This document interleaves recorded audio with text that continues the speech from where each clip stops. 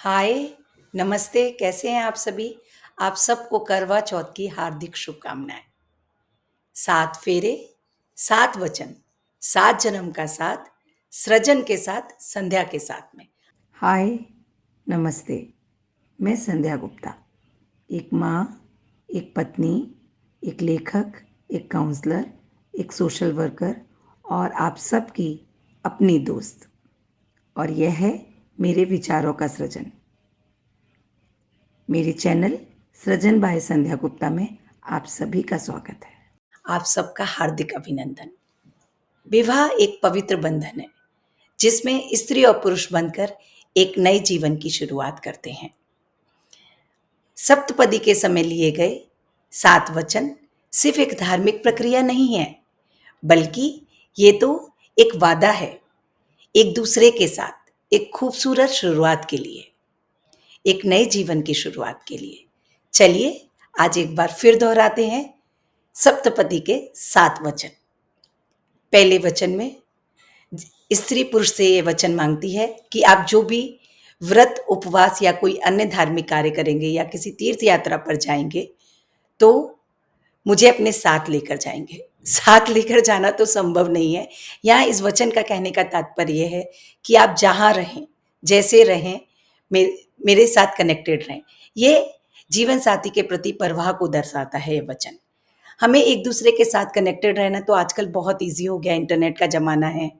सिर्फ फ़ोन पे ये पूछ लेना कैसा है आपका दिन, आपने खाना खाया, सब कुछ ठीक है ना? इस छोटे-छोटे वाक्य के साथ हम एक इस वचन को सार्थकता प्रदान कर सकते हैं। और हमें याद रखना चाहिए कि हम एक दूसरे के साथ इस तरह से थोड़े-थोड़े टाइम इंटरवल पर कनेक्टेड रहें। दिन में 4-5 बार एक दूसरे के साथ बात कर लें और चाहें तो आप अच्छे से मैसेजेस भी भेज सकते हैं, आई लव यू भी कह सकते हैं, मैं तुम्हारी परवाह करती हूँ, करता हूँ, ये भी कह सकते हैं। दूसरा वचन कहता है, में स्त्री कहती है कि आप अपने माता-पिता की तरह मेरे माता-पिता की भी सम्मान करेंगे। तो हमें स्त्री और पुरुष दोनों को याद रखना चाहिए कि अगर जन्मदात्री घर में आपकी जन्म देने वाली माँ है, तो जीवन साथी के घर में भी उसकी जन्म देने वाली माँ है। जिस तरह से आप अपने जीवन दाती माँ को सम्मान देना चाहते हैं, आपको सम्मान देना चाहिए, उसी तरह अपने जीवन साथी के माता-पिता को भी आपको समान सम्मान देना होगा। हमारा व्यवहार समान होना चाहिए। No comparison, no compromise, only only सम्मान, ओनली रिस्पेक्ट। तीसरा वचन कहता है, आप युवावस्था, प्रौढ़ावस्था और वृद्धावस्था में मेरा पालन करेंगे। इसका तात्पर्य यह है कि स्त्री ये चाहती है कि आप हर सुख दुख में हम एक दूसरे के साथ रहेंगे। परिस्थिति कोई कैसी भी हो, चाहे जैसी हो, हम एक दूसरे को समझेंगे, एक दूसरे की कद्र करेंगे, एक दूसरे की परवाह करेंगे। चौथा वचन परिवार की जिम्मेदारी से संबंधित है। आज के युग में पति पत्नी दोनों अन्न करते हैं, तो उनको ये जिम्मेदारी मिलजुल कर ही साझा करनी होगी, मिलजुल कर निभानी होगी। मेरा तेरा, मेरी इनकम तेरी इनकम, ये मेरा काम ये तुम्हारा काम, इस भाव से ऊपर उठकर हमारा सब कुछ हमारा है, इस भाव को विकसित करना होगा।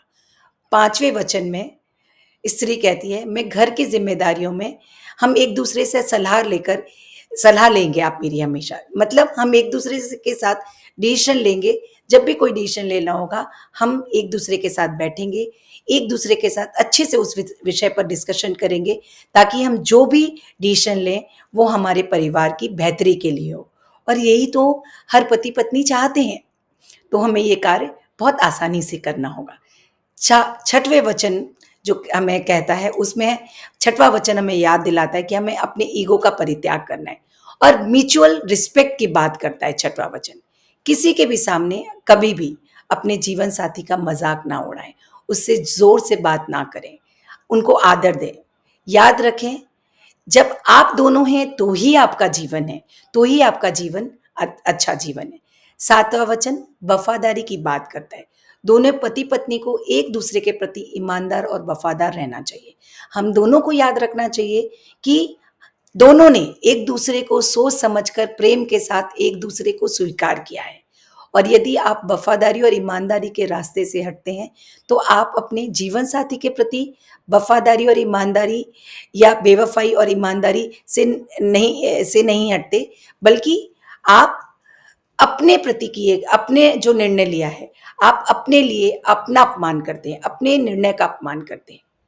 आइए इस करवा चौथ इन सातों वचनों को एक बार फिर अपने जीवन साथी के साथ दोहराएं और वैवाहिक जीवन को एक नया आयाम दें। एक बार फिर समझें सप्तपदी के 7 वचन हमें क्या समझाना चाहते थे और हमने क्या समझा और कितना पालन किया। अभी भी बहुत देर नहीं हुई है, अभी तो थोड़ा सा ही वैवाहिक जीवन आगे बढ़ा है। यदि एक बार वापस पुनः हम इसको समझें और आज के परिप्रेक्ष्य में समझें और अपने जीवन को आगे बढ़ाएं, तो हम निश्चित ही एक बेहतरीन वैवाहिक जीवन व्यतीत कर सकते हैं। अगले हफ्ते फिर मिलेंगे एक नए विषय के साथ। तब तक के लिए नमस्ते।